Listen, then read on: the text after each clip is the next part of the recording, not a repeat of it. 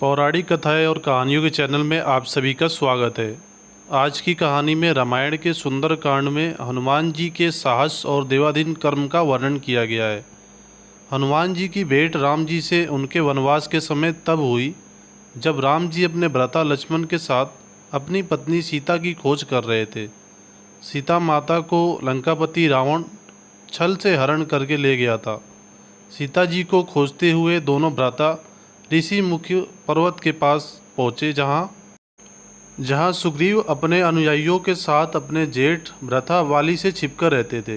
वानर राज बाली ने अपने छोटे भ्राता सुग्रीव को एक गंभीर मिथ्याबोध को चलते अपने साम्राज्य से बाहर निकाल दिया था और वो किसी भी तरह से सुग्रीव के तर्क को सुनने के लिए तैयार नहीं था। साथ ही बाली ने सुग्रीव की पत्नी को भी अपने पास बलपूर्वक रखा हुआ था। राम और लक्ष्मण को आता देख सुग्रीव ने हनुमान को उनका परिचय जानने के लिए भेजा। हनुमान एक ब्राह्मण के वेश में उनके समीप गए। हनुमान के मुख से प्रथम शब्द सुनते ही राम ने लक्ष्मण से कहा कि कोई भी बिना वेद पुराण को जाने ऐसा नहीं बोल सकता जैसा इस ब्राह्मण ने बोला।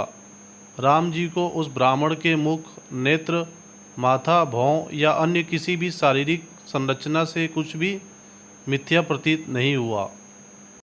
राम जी ने लक्ष्मण से कहा कि इस ब्राह्मण के मंत्रमुग्ध उच्चारण को सुनके तो शत्रु भी अस्त्र त्याग देगा।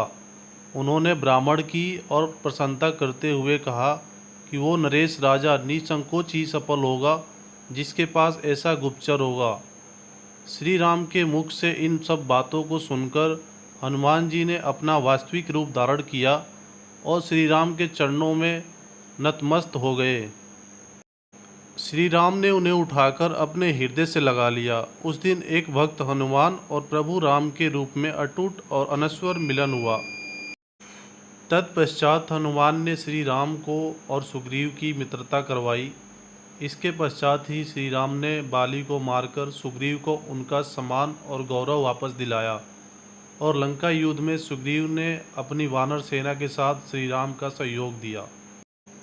माता सीता की खोज में वानरों का एक दल दक्षिण तट में पहुंच गया, मगर इतने विशाल सागर को लांघने का साहस किसी में नहीं था।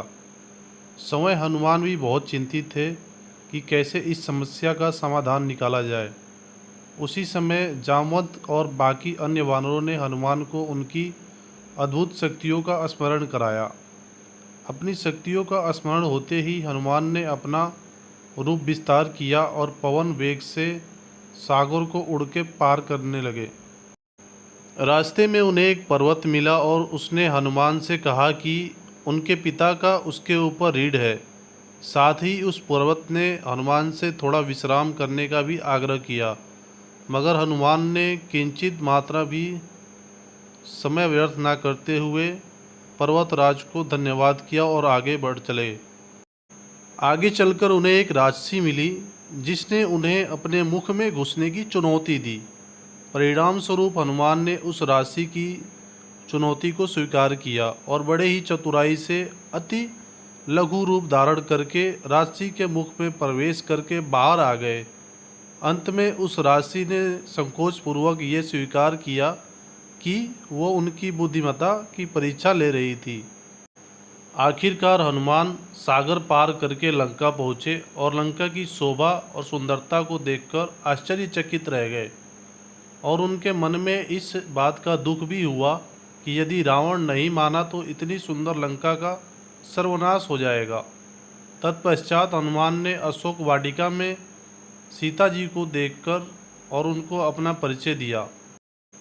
साथ ही उन्होंने माता सीता को सांत्वना दी और साथ ही वापस प्रभु श्री राम के पास साथ चलने को कहा, मगर माता सीता ने यह कहकर अस्वीकार कर दिया कि ऐसा होने पर श्री राम के पुरुषार्थ को ठेस पहुँचेगी। हनुमान ने माता सीता को प्रभु श्री राम के संदेश का ऐसे वर्णन किया जैसे कोई महान ज्ञानी लोगों को ईश्वर की महानता के बारे में बताता है। माता सीता से मिलने के पश्चात हनुमान प्रतिशोध लेने के लिए लंका को तहस नहस करने लगे। उनको बंदी बनाने के लिए रावण पुत्र मेघनाद इंद्रजीत ने ब्रह्मास्त्र का प्रयोग किया। ब्रह्मा जी का सम्मान करते हुए हनुमान ने स्वयं को ब्रह्मास्त्र के बंधन से बंधने दिया। साथ ही उन्होंने विचार किया कि इस अवसर का लाभ उठाकर वो लंका के विख्यात रावण से मिल भी लेंगे और उसकी शक्ति का अनुमान भी लगा लेंगे। सब बातों को सोचकर हनुमान ने स्वयं को रावण के समक्ष बंदी बनाकर उपस्थित होने दिया। जब उन्हें रावण के समक्ष लाया गया तो उन्होंने रावण को प्रभु श्री राम का चेतावनी भरा संदेश सुनाया और साथ ही ये भी कहा कि यदि रावण माता सीता को आदरपूर्वक प्रभु श्री राम को लौटा देगा तो प्रभु उसे क्षमा कर देंगे। क्रोध में आकर रावण ने हनुमान को मृत्युदंड देने का आदेश दिया, मगर रावण के छोटे भाई विभीषण ने यह कहकर बीच बचाव किया कि एक दूत को मारना आचार संहिता के विपरीत है। यह सुनकर रावण ने हनुमान की पूंछ में आग लगाने की आदेश दिया। जब रावण के सैनिक हनुमान की पूंछ में कपड़ा लपेट रहे थे तब हनुमान ने अपनी पूंछ को खूब लंबा कर दिया और सैनिकों को कुछ समय तक परेशान करने के पश्चात पूंछ में आग लगाने का अवसर दे दिया। पूंछ में आग लगते ही हनुमान ने बंधन मुक्त होकर लंका को जलाना शुरू कर दिया और अंत में पूंछ में लगी आग को समुद्र में बुझाकर वापस प्रभु श्री राम के पास आ गए। लंका युद्ध में जब लक्ष्मण मूर्छित हो गए थे तब हनुमान जी को ही द्रोणागिरी पर्वत पर से संजीवनी बूटी लाने भेजा गया, मगर वो बूटी को भली भांति पहचान नहीं पाए और पुनः अपने पराक्रम का परिचय देते हुए वो पूरा द्रोणागिरी पर्वत ही रणभूमि में उठा लाए और परिणाम स्वरूप लक्ष्मण के प्राण की रक्षा की। भावुक होकर श्री राम ने हनुमान को हृदय से लगा लिया और बोले कि हनुमान, तुम मुझे भ्राता भरत की भांति ही प्रिय हो। हनुमान का पंचमुखी अवतार भी रामायण युद्ध की ही एक घटना है। अहिरावण जो कि काले जादू का ज्ञाता था, उसने राम और लक्ष्मण का सोते समय हरण कर लिया और उन्हें विमोहित करके पाताल लोक में ले गया। उनकी खोज में हनुमान भी पाताल लोक पहुँच गए। पाताल लोक के मुख्य द्वार पर एक युवा प्राणी मकर ध्वज पहरा देता था, जिसका आधा शरीर मछली का और आधा शरीर वानर का था। मकर ध्वज के जन्म की कथा भी बहुत रोचक है। यद्यपि हनुमान ब्रह्मचारी थे मगर मकर ध्वज उनका ही पुत्र था। लंका दहन के पश्चात जब हनुमान पूंछ में आग लगी को बुझाने समुद्र में गए तो उनके पसीने की बूंद समुद्र में गिर गई। उस बूंद को एक मछली ने पी लिया और वो गर्भवती हो गई। इस बात का पता तब चला जब उस मछली को अहिरावण की रसोई में लाया गया।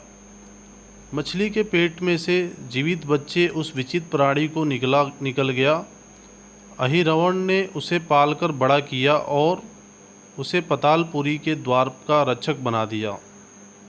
हनुमान इन सभी बातों से अनभिज्ञ थे। यद्यपि मकर ध्वज को पता था कि हनुमान उसके पिता हैं, मगर वो उन्हें पहचान नहीं पाया क्योंकि उसने पहले कभी उन्हें देखा नहीं था। जब हनुमान ने अपना परिचय दिया तो वो जान गया कि ये मेरे पिता हैं, मगर फिर भी उसने हनुमान के साथ युद्ध करने का निश्चय किया क्योंकि पातालपुरी के द्वार की रक्षा करना उसका प्रथम कर्तव्य था। हनुमान ने बड़ी आसानी से उसे अपने अधीन कर लिया और पातालपुरी के मुख्य द्वार पर बांध दिया।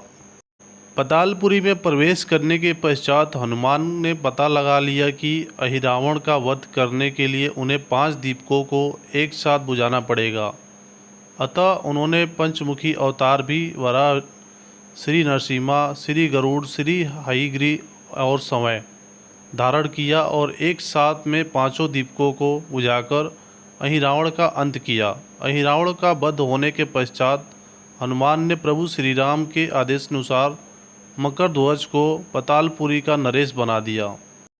अयोध्या में राज्याभिषेक होने के बाद प्रभु श्री राम ने उन सभी को सम्मानित करने का निर्णय लिया जिन्होंने लंका युद्ध में रावण को पराजित करने में उनकी सहायता की थी। उनकी सभा में एक भव्य समारोह का आयोजन किया गया जिसमें पूरी वानर सेना को उपहार देकर सम्मानित किया गया हनुमान को भी उपहार लेने के लिए बुलाया गया। हनुमान मंच पर गए, मगर उन्हें उपहार की भी कोई जिज्ञासा नहीं थी। हनुमान को ऊपर आता देखकर भावना से अभिलुप्त श्री राम ने उन्हें गले लगा लिया और कहा कि हनुमान ने अपनी निश्चल सेवा और पराक्रम से जो योगदान दिया है, उसके बदले में ऐसा कोई उपहार नहीं जो उनको दिया जा सके। मगर अनुराग स्वरूप माता सीता ने एक मोतियों का हार उन्हें भेंट किया। उपहार लेने के उपरांत हनुमान माला से एक एक मोती को तोड़कर देखने लगे। यह देखकर सभा में उपस्थित सदस्यों ने उनसे इसका कारण पूछा, तो हनुमान ने कहा कि वो ये देख रहे हैं कि मोतियों के अंदर उनके प्रभु श्री राम और माता सीता हैं कि नहीं, क्योंकि यदि वो इनमें नहीं है तो इस हार का उनके लिए कोई मूल्य नहीं है।